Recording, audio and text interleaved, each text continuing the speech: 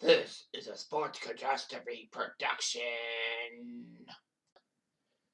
Hey there, hello, ho there. It's Jeff Cutter Diamond welcoming you to another Sports Catastrophe birthday boy. And the birthday boy for today, July the 23rd, is a man especially known as the Glove because of his defensive abilities.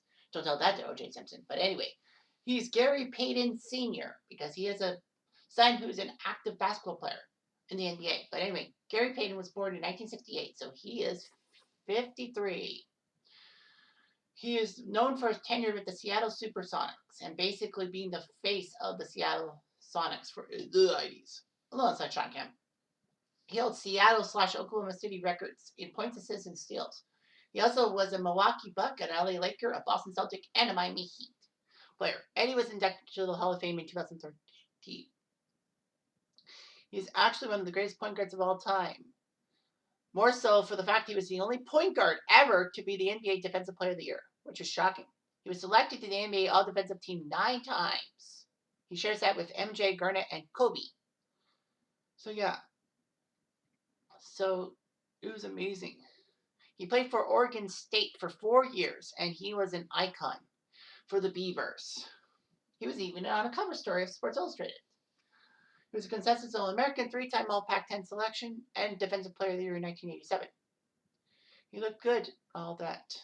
He holds many records with the Oregon State Beavers, getting them to 3 NCAA tournament appearances. Payton was awarded for his greatness by being drafted second in the NBA draft, behind the Nets picking up Derek Coleman. Seattle ended up getting a pick from Golden State and used it on the senior from Oregon State. Chris Jackson was third. Well, Chris Jackson / Muhammad Abdul-Rauf. When you look at the draft, you got Dennis Scott, Kendall Gill, Lionel Simmons, Bo Kimball. Yeah, in the top 10. It could have definitely been Hank Gathers too, but we all know about Hank Gathers' death. It's like, fuck. So anyway, Payton in his third career game got a double-double, 13 points and 10 assists. He would get his first triple-double in February 91. 18 points, 10 rebounds, 11 assists. Basically, a triple-double is when you get 10 points in 3 major categories. Points, rebounds, assists, blocks, and steals. Any 3 of those 5. You can get a quadruple-double, 4 of them, or the golden double, if you will. Anyway, so he looked okay. He spent 12 years with the Sonics. He struggled for a few years, but he's a rookie. So basically, he proved to be one of the best point guards around. He and Sean Kemp helped Seattle do well, getting to the 96 NBA Finals, where they got taken out by the Bulls in 6, and should have been to the 94 Finals, if not for Denver's shocking stuff. Payton won Defensive Player of the Year in 96, the first guard to win an award in 8 years. Well, he was point guard, but the other guy was a shooting guard. So anyway, he was part of 2 U.S. Olympic gold medal winning teams, 96 and 2000, and all that. So yeah, Gary Payton looked good and all that. Payton did not like the new owner of the Sonics, Howard Schultz, and Payton decided to miss training camp. And then Payton got traded to Milwaukee alongside Desmond Mason, who also was a great Sonic star, for Ray Allen, Kevin Ollie, and Ron Murray. Payton played 28 games with the Bucks and doing pretty well, 19 points a game. The Bucks lost in the first round. So basically, he played 1 year for Milwaukee and then was an unrestricted free agent. So he decided to join the LA Lakers to make a run at his first NBA title, alongside Karl Malone. It was amazing to see these guys, who were Laker rivals, adding on the Lakers, trying to become one of the super teams and all that. Payton started every game in that season, but he struggled in Phil Jackson's triangle offense because it limited his ball handling post-up opportunities. Payton would actually do good offensively when Shaq or Kobe couldn't play because of injury.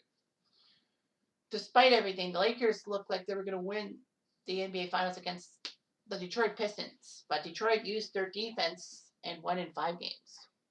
The Lakers decided to trade Payton and Rick Fox, Canadian, to Boston for Chris Mim, Dwayne Jones, and Chucky Atkins. Kind of weird how they would trade Gary Payton to Boston. Like Rick Fox used to play for Boston. I remember that. Payton was not happy with it. He did report to Boston and was the starting point guard. Somehow, he would be traded to Atlanta to send Antoine Walker back to the green and gold of the Celtics. The Hawks then waived Payton immediately following the trade, and then he ended up being a free agent back to Boston. That was kind of confusing how Gary Payton was traded and then waived, and then he's back to Boston. In 2005, he would sign a one-year deal with the Miami Heat, reuniting with Anton Walker, who was acquired by the Heat, as well as Shaq. Payton would be a backup to Jason Williams. However, Payton was a huge part of the Miami Heat winning the 2006 title. Payton, at 38, would re-sign with the defending champion Heat. And he moved up from 17th to 8th in games played, 7th in all-time minutes, and 21st highest in NBA history, but then he retired. Basically, Payton was known for his trash talking. His open mouth, bobbing head style on the court led him to the fourth most technical fouls of all time, behind Karl Malone, Charles Barkley, and Rasheed Wallace. As far as Karl Malone was that high up. Anyway, he was volatile and all that, and he had a lot of things. However, once he left Seattle, he was less volatile. He was basically a psychological mentor, all that.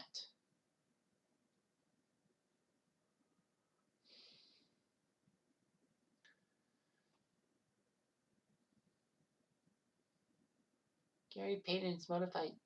I wonder how long this is. Just YouTube clip. Oh, it's a minute 14. I wonder if I can play it. I hope I can. This is just him motivational speeches for Gary Payton. Thank you, Lewis. They are lacing them up in here as they get ready in the Western Conference. Rick Adelman spoke to his team. He's the coach, but the guy who really has had the most to say is the glove, Gary Payton. So go ahead and give it to your teammates. Give them their final instructions. Yeah, I got to give y'all your final instructions. Hey, see, well, Tuesday, Wednesday, Thursday, Friday. Hey, what's happening, baby? You need an extra? All right. Come along. Just make baskets, baby. Make baskets. Hey, Shaq Deezy. What's going on? Kazam. All right. What's happening, baby? All right. Yeah, that's kind of a weird motivational speech. But anyway, yeah, he had a good playing style, being a good defenseman and all that, and defensive player, and would basically try to hold Michael Jordan in check in the 96 NBA Finals. He had some durability to him. He actually married somebody in 97 to divorce, had Gary Payton Jr., Julian, and Raquel. Gary Payton is actually ambidextrous because while he shoots with his right, he writes with his left. Gary Payton Jr. has played for Milwaukee, LA, and Washington. That's nice. Payton's been on shows like White Man Can't Jump, Eddie, Like Mike, and then the Lego Movie Part 2. That's weird. So anyway, he's trying to support Seattle getting a basketball team back. Who wouldn't? So anyway, he played over 1,300 games in the NBA in the regular season. 16.3 points a game, 6.7 assists, but 1.8 steals per game. That's pretty impressive. Only one title, that was in 2006 with the Heat, and he never started a playoff game for that team. So 154 playoff games, 14 points a game, 5.3 assists, 1.4 steals. Not bad. So yeah, he's got one NBA title. All that.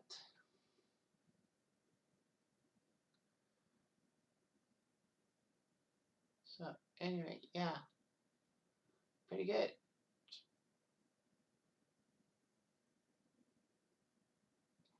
Yep. So basically, is an icon for Seattle basketball. I'm Jeff Diamond. I do.